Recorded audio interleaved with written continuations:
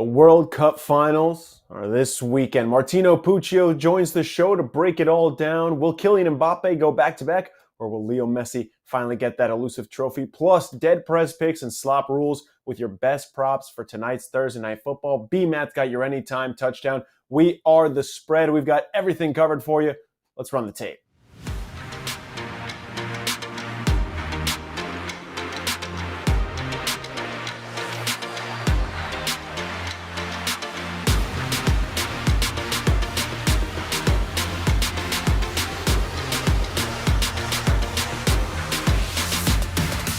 We're back here on The Spread, brought to you by OddsChecker. I'm Matthias Wallman. I'm your host each and every week. And now it's time to bring in the My OC Premium panel. We have Matt McEwen, a.k.a. Dead Prez Picks, and John Highslop, a.k.a. Slop Rules. For less than $1 a day, you can get their premium picks, every single pick that they put out on the site.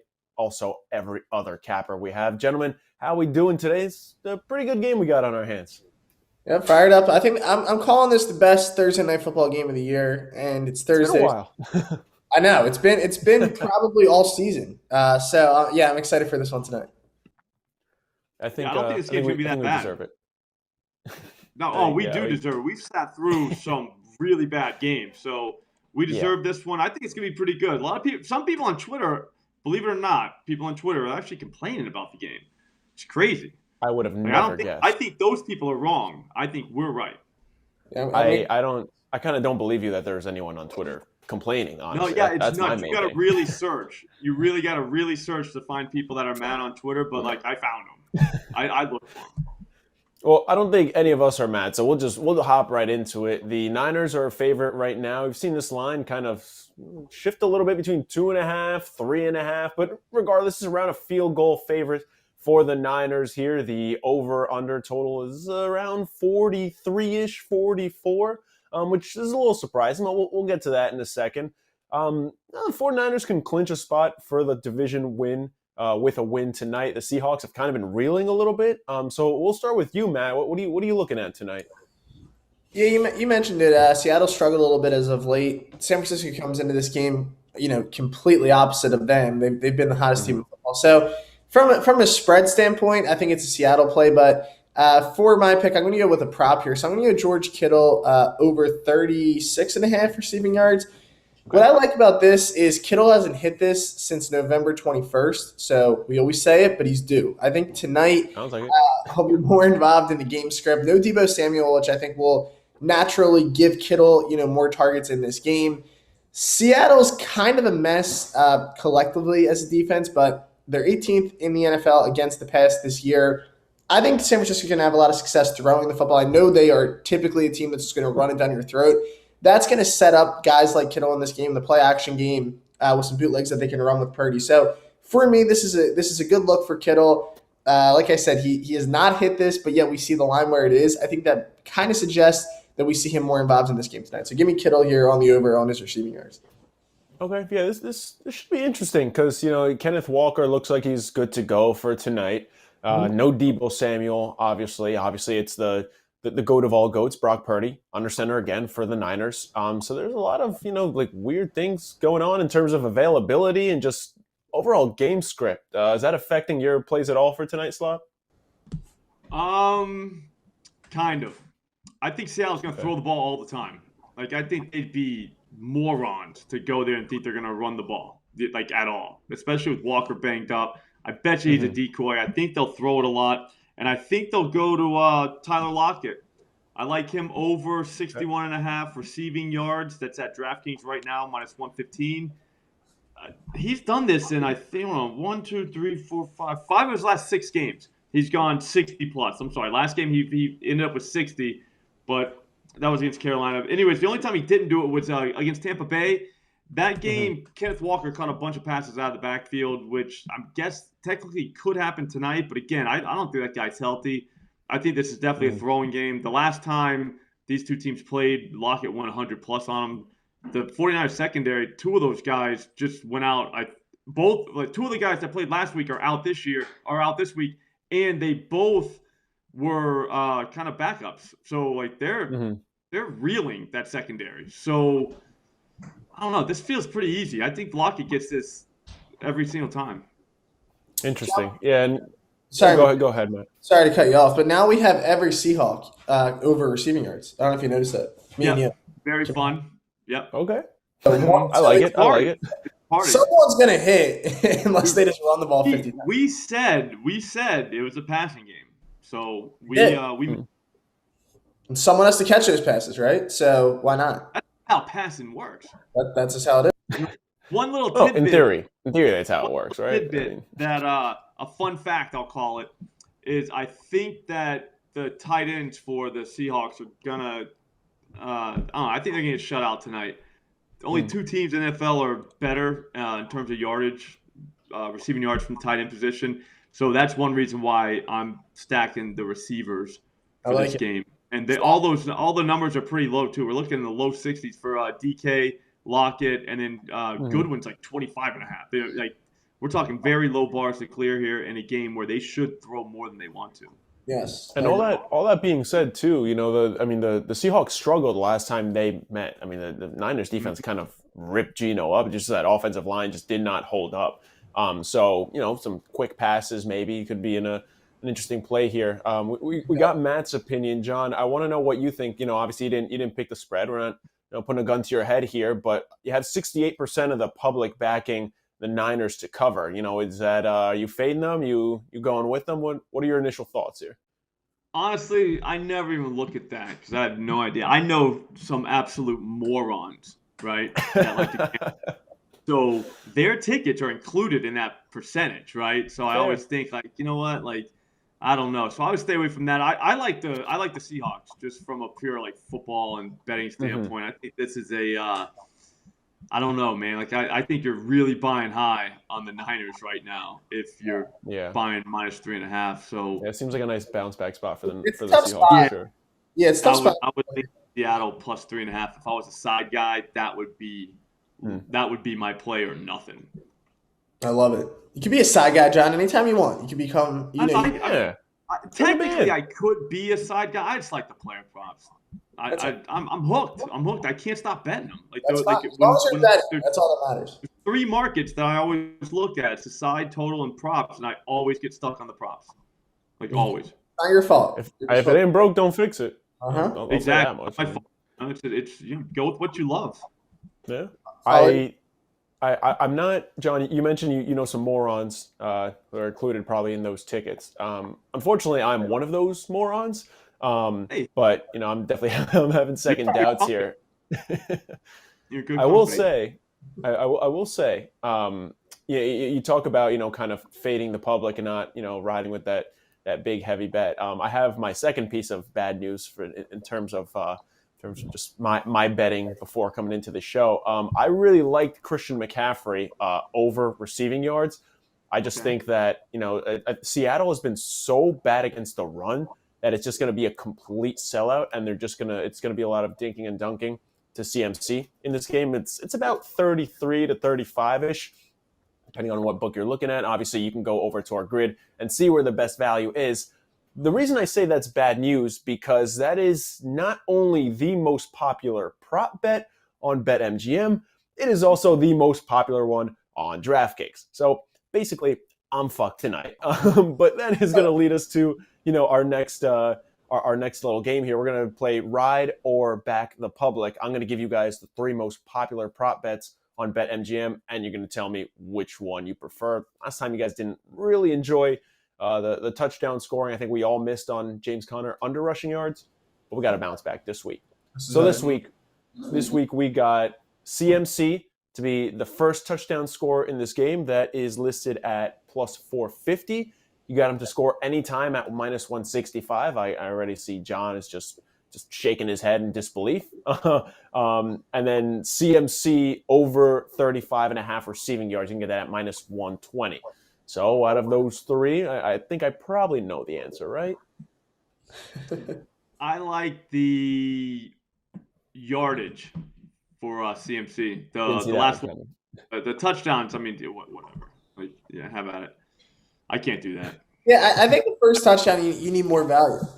I want to. Actually, 165 anytime. What are we doing here? I mean, that's a lot, man. That's crazy. Too To be juiced. honest, the guy will probably score a touchdown. I'm not saying he won't. I'm just saying like that's just you see those numbers, and you're like, God no. There's I'm got to fair. be some rando you can throw for Yeah. the first touchdown How score about every that time. backup running back, John, that you were talking about earlier? You think he gets in? Oh yeah. Do we know his name yet? No, nobody knows his name, but Who he's is gonna. I this? think it starts with a J. It's the 49ers, the running back that they're rolling with the second one. Hang on. Hey, I'm going to get his name, and we're going to learn his What name this time. Is it Davis Price or something like that? It's almost Jordan Mason. That sounds like a fake Jordan name. Mason. Like that sounds like you know what I'm saying? Whenever you play Sounds like Madden, sport. Sounds like a college basketball legend or something. Like, yeah, like that. That doesn't sound real, but that's a real guy. He's played. He's actually okay. not done bad. He had 11 carries last week. So he would probably be a guy that I don't know. He could sneak in the end zone. Yeah, why not? Okay.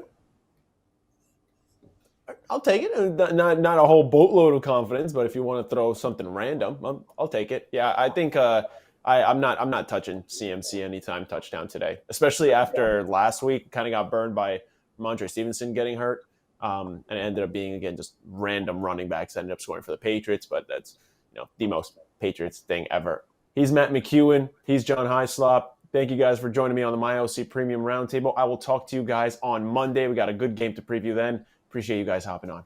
And then there were two teams left. We have our World Cup final matchup, and there's no one better to break it down with than Martino Puccio. He's been with me on Golden Goal all tournament long. He joins me now on The Spread. You can see him on The Athletic and the State of the Play pod. He's the co-host there.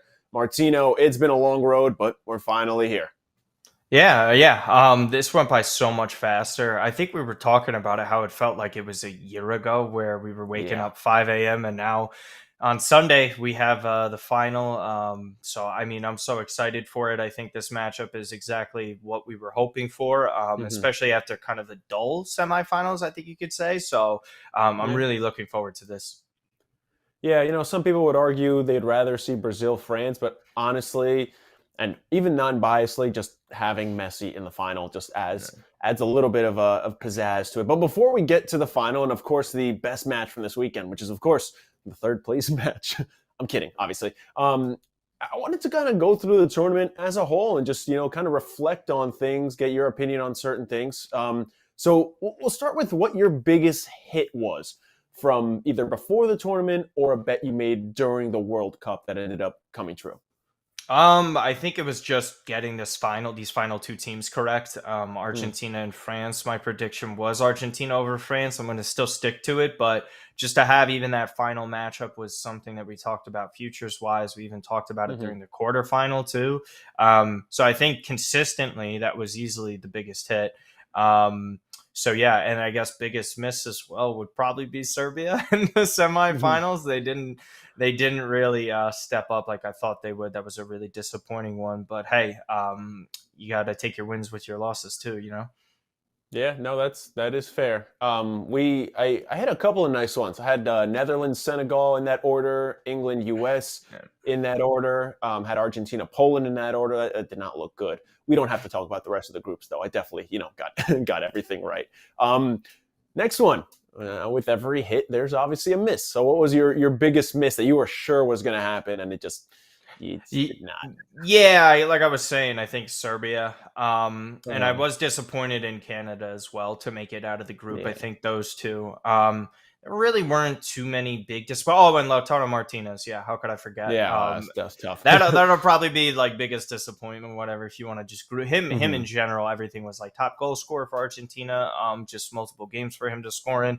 The only time he has scored was either offsides or that penalty to beat the Netherlands, which of course does not count as a goal for a prop bet. So unfortunately, him, Canada, Serbia, those are the three big disappointments.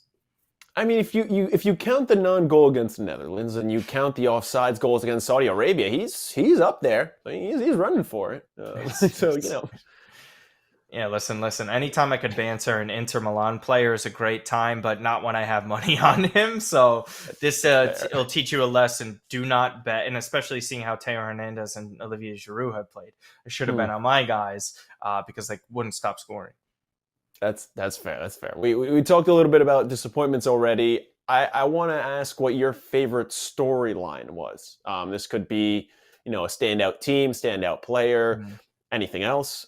There seems like a clear one, but I want to see what you think. I mean, it's just easily Morocco at this point. Yeah. They weren't even touted as like the number one African team coming. I mean, I think you group all together like Ghana, Cameroon, Tunisia, and then obviously Senegal. Senegal losing Mane was a big issue, but just to be the Yeah. first team, and they played well against France yesterday as well. But the first African team to reach a semifinal, and they did it playing really well. It wasn't anything like they're just skating on by, winning on penalties. Like Yeah. they deserved almost every single result that happened. Unfortunately, the injuries caught up to them. The finishing wasn't great. But the first ever African team to reach a semifinal. Obviously, we've seen it with CONCACAF, but the U.S. reaching a semifinals before World War II isn't really something I like to boast about. But I mean, Yeah. seriously, it truly was iconic for them, and it shows how difficult it was. And yeah, kudos to Morocco. Definitely the story of the tournament for me. Yeah, and just, I mean, respect pouring from every player. Mbappe yesterday posting on Twitter just how proud he was, and just hang your head up. It's been incredible to watch. If Argentina wasn't in the running, that would definitely be the team I'd be back in there. In terms of the biggest winner, this will be my last question for you for these. Biggest winner for a player, their contract coming up or anything like that. Whose stock is going up the most here? Probably Amrabat of Morocco. I see him regularly at Fiorentina. He's been a quality player at Verona before he got that move there. He's been playing in the European Conference League, which is kind of like the third-rate European competition behind like Champions League and Europa League. What he did this tournament was phenomenal, and he was just showcasing his skill that he has. Did he raise it to another level during the World Cup like certain players do? Yeah, absolutely. But I think he also proved at the same time he could do this at the highest level in the biggest, highest intensity matches. For me, Amrabat, for sure, his stock just went through the roof. Honorable mention for Cody Gakpo, because I mean, things were looking the right way, and he's got an important transfer window coming up.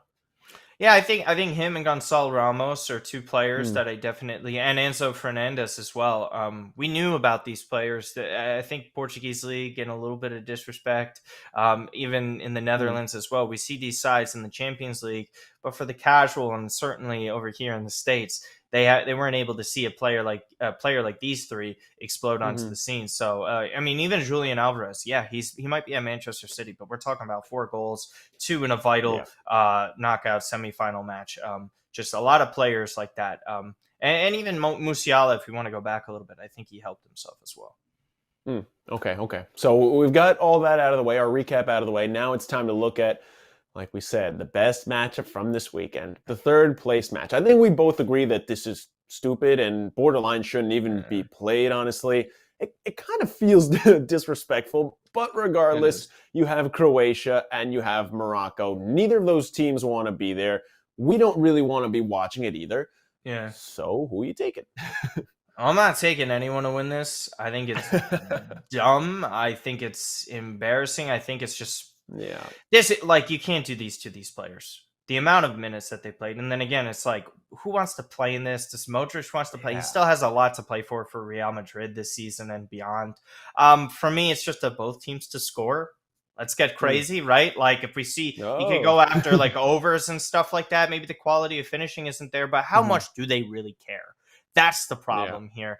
It doesn't matter. No one remembers the third place winners unless your country to me, it's just too risky to bet on. I think just going with totals in this and going with overs just because it'll just be, it could be sloppy, less organized. Maybe Morocco does continue to play for pride and say, hey, we want to finish third, first ever African team to do so. Maybe there's that type of narrative. But for me, it's just, I guess, both teams to score. There's just too much that you don't know about. There's so much uncertainty. And at that point, I guess it's just bet with your gut. But for me, I think both teams to score is the safest. Anything else I don't like. Yeah, I'm probably staying away from this one. It's just, you get a game with nothing on the line. It's just, everyone's exhausted. We've seen it from both sides, just early substitutions within the first 25 minutes of a semifinal because these guys literally cannot run. I mean, Croatia played back-to-back games where they went to extras and won on penalties, just so mentally taxing. At that point, they've been there for over a month. only thing I am even remotely thinking about in this game is Morocco money line. Honestly, like you mentioned, I think a game that means nothing to both teams might mean a little more to this Moroccan team. I just think they will play a little harder, but as you can tell from my tone of voice, it's not there's not much not much riding there. But let's get that out of the way. We're done with that. We're ready for the big match. It's France and it's Argentina. France is a slight favorite in this game, but not by much. Maybe not by as much as you would have expected. Did that surprise you a little bit? No, I think at this point with the way things have been going, I think France, honestly, they did look a little shaky yesterday. I think Upamecano sitting was big for them. Konate was his performance yesterday was better than anything Upamecano did the entire tournament. So they didn't really miss him too much. I think the midfield was slightly an issue without Rabiot, but Chouameni's stepped up. He's been immense. Mbappe had his moments, and that's all that matters for great players, just like him and Messi. This matchup, I saw Taylor Twellman comment on it. I don't agree with his stat. I do a lot of player comparison videos. What this really is LeBron James versus Luka Doncic if they matched up. Luka, I mean, obviously he hasn't won an NBA title, but I mean, he won EuroLeague MVP. Like, it's totally different awarding trophies like that. Like, Luka never had the best team to go and win the ultimate prize, so it's a little bit unfair. But truly, it's next guy up for the generation to come for the next 10 years versus the guy who did it for 2 decades. That's what's on the line here. But if it's LeBron never won the title, I get why it's like this. I don't think France has been anything immense. I think they're a little bit worse. For me, honestly, I'm sticking with my guns with Argentina, but I do think France has incredible value for a triple money line at plus 180. We saw them. We also have to, we both picked Argentina. This is a natural hedge. I'm not. France anyway. I am. Yeah, I am not. I'm not backing off on this. I also think both teams to score plus 150. There's immense firepower here. Teams have been, in my opinion, a little shaky on the defensive side of things. I think the midfield matchup's a little bit more even than some people want to admit. But when you have Messi, when you have Mbappe, who are both creators and goal scorers, I think it allows that to happen because they just need a moment of genius. We saw that yesterday with Mbappe. We saw it with Messi against Croatia. For me, both teams to score is a little bit safer. And then again, you could just parlay both teams to score with a side to win in the triple money line. I will say this, however. If this game goes into extra time and this goes to penalties, I am not taking France. I would not take France on penalties. Whoa, we saw them get eliminated. I don't trust them. I think Lloris is worse on penalties than Emi Martinez is. We saw France get eliminated on penalty kicks during the Euros against Switzerland. For me, it's just something they're not great at. If there is a one negative for them, I don't think they have any excellent penalty takers. For me, I think Argentina have that edge. And I think if France win this World Cup, it's within the 90 minutes. There's just too much quality. By the way, Karim Benzema has been greenlit to go to the final. He is still eligible to play in this. You think we see him? Hey man, if you want to see your Willis Reed moment, I guess this is the possibility for it. And again, you're adding a Ballon d'Or winner to this. Is he rusty though? He hasn't played in weeks. He hasn't played all tournament, obviously. What kind of player are we getting? Does that ruin the sort of chemistry if he were to get in this match? Does it take time for them to? I don't think it'll be as smooth as some people. Like, I don't think it's just going to be you plop them in and it's like FIFA and it's fine. This is real life here. For me, it would be immense for them, but they don't need him to win. And also over the over 2.5 for goals. This is a plus 150 number in some spots. We're talking about like a 2-1 here. There were plenty of opportunities in both matches. We saw 5 goals between both teams. We saw France score 2 goals. Suspicious. 2 goals against the best defensive side in the tournament, and France played a pretty damn good game. And I think Argentina's defense is weaker. I think France's defense is weaker than Croatia. And we saw how Argentina stacked up against a great midfield that Croatia had. There's goals to be had, man. And if you're telling me plus 150 number, hey, listen, I get it. World Cup, a lot of teams are playing tighter. They're being more conservative within this. Both of these teams have been here. There's players that have been in these spots. They understand these situations. I don't know. I think when you give me that type, if it was like a plus 110, maybe I'd be a little bit more hesitant. Plus 150 is something I really like to look at. And again, like I said a couple weeks ago, if I'm a sucker, call me a sucker, man. I'll take the bet. That's fine. I really like over 2.5. I really like both teams to score. If you've been watching Golden Goal, all tournament, you've heard us say that more than a few times. It's not exactly a hot take. I got this comparison from our producer Nigel. You mentioned the Doncic and the LeBron one. How about Mahomes versus Brady when they were in the Super Bowl? That's a little closer. You got a tournament there. Messi hasn't won the big tournament yet, but that was kind of an easy way to think about it. But regardless, it's that changing of the guards, or does the old man have one last laugh? I mean, yeah, that's what it is. Oh my gosh, yeah. I mean, Brady, just so many. I'm a Jets fan, so it's so annoying. Tough. Yeah, Nigel's right on that comparison. That one works as well, because I know there's a ton of NFL fans. It's the number one sport to bet on. I think that one works as well. I think this version of Messi was definitely better than the Brady. I mean, Brady, there hasn't been a bad version of Brady or Messi before, right? Yeah. I think that one is fair to say. I will say though, Mbappe's team is a lot better than Mahomes' like one starting offensive lineman for that Super Bowl. Fair. So it's a little bit fair more enough. A little bit it's not even. A perfect comparison.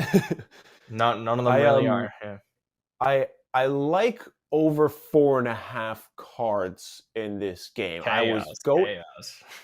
I was going back and forth quite a bit. Look, I think France has 5 total cards all tournament, which was also pretty crazy that England had their first card against France. Like, that's insane. We've seen just, certain referees against, for in Argentina games, just Argentina games being chaotic anyway. I want to get your opinion here, because one side of my brain is saying, okay, it's the finals. The referees are going to do everything they can to stay out of it. The other side of my brain is saying, this is going to be a chippy game. It's going to be a tight game. Both teams are nervous. Which side would you lean on there? Five yellows is a lot. Five yellows is so much. To me, I think 5's just a bit too much for me. I got to be honest. I get where you're coming from. The official select, like Daniele Orsato, perfect example, in the Argentina-Croatia match. I see Orsato on a regular basis. The fact that this man got into a tournament as a referee is scandalous on its own. He's our Joey Crawford in Italy. Oh, boy. Yeah, exactly. So for me, it's just, I don't understand how that happens. I haven't seen yet who the referee is for the final. So I think that is obviously something very important. I think everyone should look out for that. I don't think they're going to put anyone here that is poor. Again, I believe the referee from the Netherlands-Argentina game has been sent home already. Yeah, and he's off as well. I see him in the Champions League as well. We'll allude to some other tournaments that you could bet on, but for me, 5 is just so much. But again, maybe just a question here, because I don't really. So this is just strictly for the 90 minutes, or this could.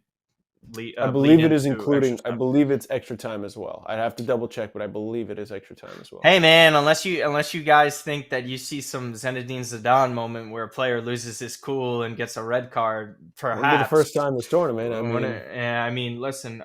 For me, it's just a bit too much. But I do like the other prop that you haven't mentioned. Yeah, I my other one that I was going to go with was Julian Alvarez to score. And kind of just the train of thought being, all the attention is going to be on Messi. There's no way it isn't. And look, it didn't matter in that Croatia game. But if you look at the first 30 minutes of that Croatia game, Messi was kind of struggling. And that's because he had 3 jerseys around him all the time. Like, he couldn't create anything. Once that first goal went in for Argentina, and again, this isn't a hot take, the game obviously opened up a lot. But I think, obviously, the step up in competition from Croatia to France, I think Alvarez is going to spring free and probably find the back of the goal like he's been doing all tournament. That's where I lean there. It's a natural hedge, and I just think France is the better team, unfortunately. Yeah. But that's also partially me just trying to jinx it, if I got to be completely honest with all you guys. You can't say it out loud then at that point, right? That's exactly it. I'm saying it. Yeah. I'm saying I will trade a losing bet for obviously the team that we bet on before the tournament and my favorite team winning anyway. Martino, before I let you go, I do want to ask you one last question because a lot of people have hopped on the soccer, football, calcio, whatever you call it, bandwagon. Sure. Tell us some tournaments or some leagues starting back up, things to look at after the World Cup is over. One of the biggest and easiest things to get back into is the Premier League. Obviously, the similarity or familiarity with English speaking is a massive boost, but it's called Boxing Day. Boxing Day is the day after Christmas in which every single Premier League side plays each other. So it's a very crazy, fun, interesting day that they do. So that's going to be on the 26th. They're not changing that just because of the World Cup. Obviously, we know the final is this Sunday, so there is some recuperation period for some of these players. But a lot of them, everybody's been sent home already, so they've had time to recover. And so we'll see. Obviously, all the other domestic leagues start back up first week of January. But if you love betting tournament-wise, the Champions League, look no further. There isn't a better competition to bet on in football outside of the international tournaments. This is an annual tournament. It is probably the most watched annual tournament in the world. It has to be. I'm sure maybe some tennis or other sports might be up there, but the Champions League, for example, gets you over 1 billion views for the final. So over 1 billion people are watching that consistently. I think that's the most fun one to do because there's 2 legs, multiple ties involved. Obviously, player transfers as well. There's so many different types of transfers you could bet on. Teams in leagues to finish top 4 to get into the Champions League. A lot of stuff like that's a lot of fun. In certain places, unfortunately, New York doesn't allow you to bet on Ballon d'Or winners and MVPs of that nature because why would it make any sense, right, New York? But at the same time, there's a bunch of stuff that you could look at. Euro qualifiers to get into the next Euros in 2024. There is so much stuff that comes back, and you could easily bet on it. Oh, and by the way, they are during the week and on the weekend, so you're not just married to the weekends. Yeah, it's a real hit on productivity. That also starts up, I believe, Valentine's Day is the first day that they resume play. So make sure you're tuning in. OddsChecker's going to have all your best bets and your picks when the Champions League starts back up. And of course, we have your weekly picks for the Prem as well. Martino, it's been a pleasure talking to you all tournament long. I'm sure I will talk to you soon. And have fun this weekend. Thank you. You too, Matthias. Good luck to Argentina. Thanks. Make sure you're not missing out on one of our episodes for tomorrow. The Morning Edge returns. Brand new episode of the Thunderdome with a special guest. Vegas Refund will be on the show. Dead Press Picks is ready. Slop Rules is ready. They're going to try to take him down and hold on to the crown. Make sure you're not missing the Morning Edge tomorrow for the Thunderdome. Also want to tell you about a couple of giveaways we're doing for this month as well. As always, December is our $500 giveaway on YouTube. All you have to do is subscribe to our YouTube page at OddsChecker US. You comment on any video for an extra entry. You're automatically entered for 500 smackaroos free of charge from our money. And also on Instagram, we're giving away $100 daily. You heard that right. $100 daily. All you have to do, follow us on Instagram. Same handle as our YouTube, just to make your life easier, at OddsChecker US. You follow us. You go to the pinned post. You can find where we're doing our giveaway. All you have to do is tag a friend, and you can find out how to win $100. It's that easy. If you want to win another 100 at the end of the month, you'll have to head over to our Instagram page. So whether it's $500 on YouTube or $100 on Instagram, OddsChecker is your one-stop shop to making sure you got some extra bankroll to finish out your 2022. Wrapping things up here on The Spread the way we always do with the anytime touchdown king, the architect himself, Brian Matthews, a.k.a. B-Matt. If there's a touchdown being scored, he probably could have told you before the game it was going to happen. Brian, appreciate you hopping on the show. Hey, appreciate you having me. Looking forward to talking football. We still have a slightly lower scoring game, but football's on TV. Look, I mean, we're around the number we were at, around that 43, 42 type number. But at least we have some good offensive names. I mean, it's the Seahawks and the Niners. And the best part is both these teams have a lot to play for, right? The Niners can clinch the division. The Seahawks need a win to stay in playoff contention. And we have big names on offense. Plenty of opportunities for touchdowns. As always, check it out on our website. Our grid tells you where to place those bets so you're not missing out on any value, because these tend to fluctuate quite a bit between books, one in and one out. There's really no rhyme or reason for which book has the better ones. It's one day and one another day. That being said, Brian, you have a couple picks for us today. Give me your first best bet to score a touchdown tonight. All right. So first best bet. I mean, look, if you're going to tell me blindly, if I weren't looking in or know who the player was, I didn't know, that a guy had scored a touchdown in 6 straight games and had 8 touchdowns in his last 8 games. You'd think he'd probably be available, minus 140, minus 130 for an anytime touchdown. All right. So my first pick, Tyler Lockett. Look, the guy scored in 6 straight games. Like I mentioned, he's on a roll. The Niners do not give up much on the ground. And as you mentioned, Kenneth Walker's health, questionable at best. I mean, he's going to play, but do we really know, what the status is? So I'm going to go with a guy that's been red hot. Again, at plus 210, I'll take that value any day. Yeah, I mean, it's really kind of a toss-up a little bit between DK and Tyler. But for me, I mean, spoiler alert, Tyler Lockett was one of my bets as well. Okay. You get better value for Tyler Lockett. That's honestly enough for me. Who's number 2 on your list?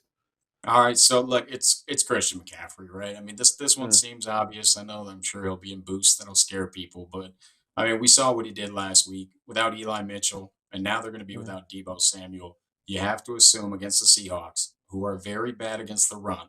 I repeat, very bad against the run. They gave up 2 touchdowns to Cam Akers. I think Christian McCaffrey will have himself a night, so I think he at least scores 1 touchdown. That's fair. For my second pick, I'm going with George Kittle. This is just a perfect matchup type thing, it seems. Brock Purdy is kind of banged up. He's going to play. But you talk about someone with not a lot of experience. They're going to try to take the ball out of his hands as quickly as possible. That kind of segues into my, long shot third pick. But I do think that Kittle hits a nice rebound here.